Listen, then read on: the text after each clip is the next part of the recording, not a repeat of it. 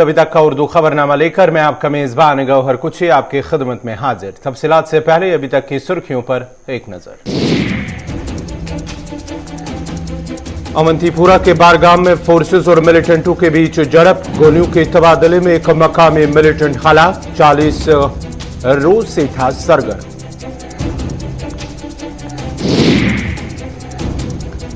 उमर अब्दुल्ला ने हुकूमत पर लगाया इल्जाम, कहा पीएजीडी को कमजोर करने की हो रही हैं साजिशें, खुले में नमाज अदा करने पर पाबंदी लगाने को नामुनासिब और जमहूरियत के खिलाफ दिया करार। पीडीपी यूथ कन्वेंशन पर पाबंदी आयद करने पर महबूबा मुफ्ती का बयान, का हुकूमत नौजवानों को तशद्दुद की राह अपनाने पर कर रही है मजबूर, डराने धमकाने से नहीं होंगे हौसले पस्त। पहाड़ी तबका के लोगों को दिया जाएगा स्टेट दर्जा, भाजपा लीडर रविंदर रैना का राजौरी में बयान।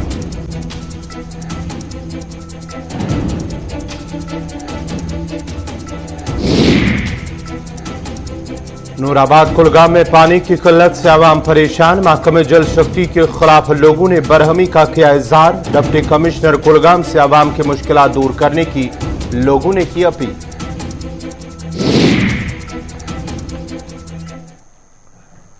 और अब पेश है खबरों की तफसील। जनूबी कश्मीर के अवंतीपुरा में फोर्सेस और मिलिटेंटों के बीच झड़प में एक मिलिटेंट हलाक हुआ है। पुलिस का कहना है कि अवंतीपुरा के बारगाम इलाके में मिलिटेंट की मौजूदगी की एक मुसद्दिक का इत्तला मिलने पर फौज, पुलिस और सीआरपीएफ ने इलाके का मुहासरा किया और जो ही तलाशी कार्रवाई शुरू की तो इलाके में मौजूद मिलिटेंट ने फोर्सेस पर गोलियां चलाई, जिसके बाद गोलियों का तबादला शुरू हुआ और मुख्तसर गोलियों का तबादला जारी रहने के बाद फोर्सेज ने एक मकामी मिलिटेंट को हलाक किया है। हलाक हुए मिलिटेंट की शिनाख्त बारगाम के ही रहने वाले समीर तांत्रिक के बतौर हुई है, जो कि गुज़िश्ता माह की 2 तारीख से मिलिटेंसी में शामिल हुआ था।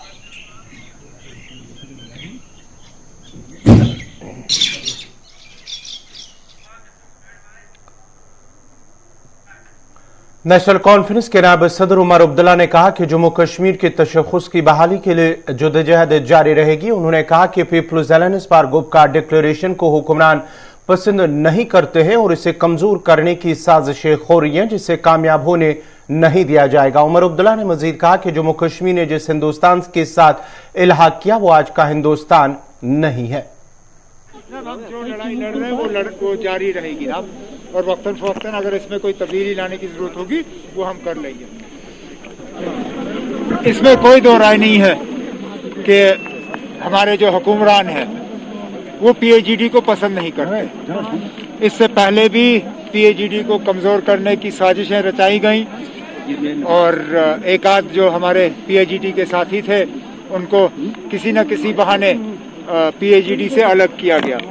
लेकिन हम जो अब बाकी हैं पीएजीडी के कॉन्स्टिट्यूएंट्स, हम इन साजिशों को अच्छी तरह से पहचानते हैं और इन साजिशों को हम कामयाब नहीं होने देंगे। पीडीपी तो हरियाणा के मुख्यमंत्री का जो बयान था और जो उनका फैसला है वो सरासर गलत है।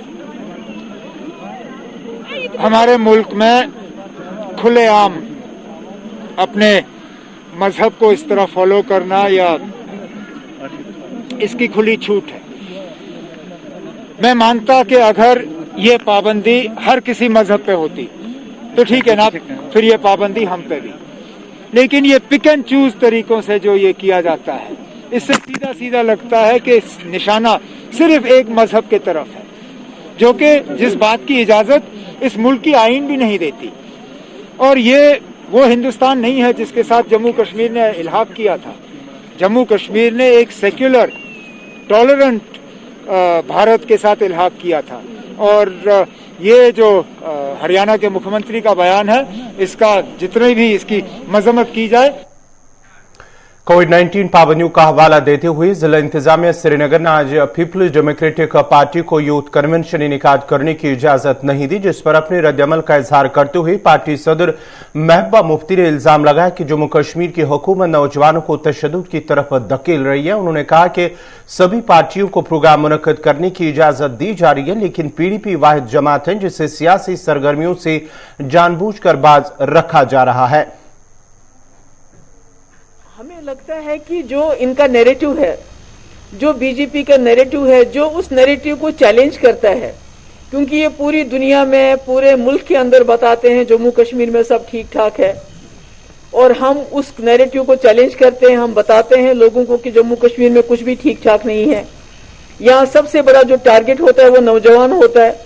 आज भी उन्होंने नौजवानों को टारगेट किया, क्योंकि एक यूथ मीटिंग थी, यूथ इंटरेक्शन था, जिसमें नौजवानों को जेल, नौजवानों को यूएपीए, नौजवानों के पीएसए, नौजवानों को नौकरियों से निकाला जा रहा है, नौजवानों की नौकरियां जो है बाहर के लोगों को बांटी जा रही है। हर तरह से नौजवान को डिसएम्पावर किया जाता है। और मुझे ये खदशा है कि ये जानबूझ के जो पीडीपी की एक जो हम डेमोक्रेटिक स्पेस पे, एक जमहूरी स्पेस को हम ऑक्यूपाई करते हैं, ये नहीं चाहते हैं कि नौजवान उसमें आ जाए, क्योंकि ये चाहते हैं नौजवान जो है वो बेहाल और बददिल होके वो तशद्दुद का रास्ता इख्तियार करे, जिसमें इनके लिए उसको मारना आसान हो जाता है, जैसे हमने हैदरपुरा में देखा।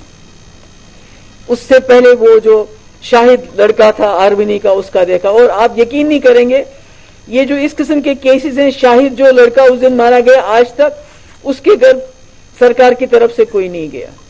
तो मैं आपके इससे ये कहना चाहती हूं कि हमारे कश्मीरियों के डीएनए में सरेंडर नहीं है, और न ही मेरे डीएनए में है।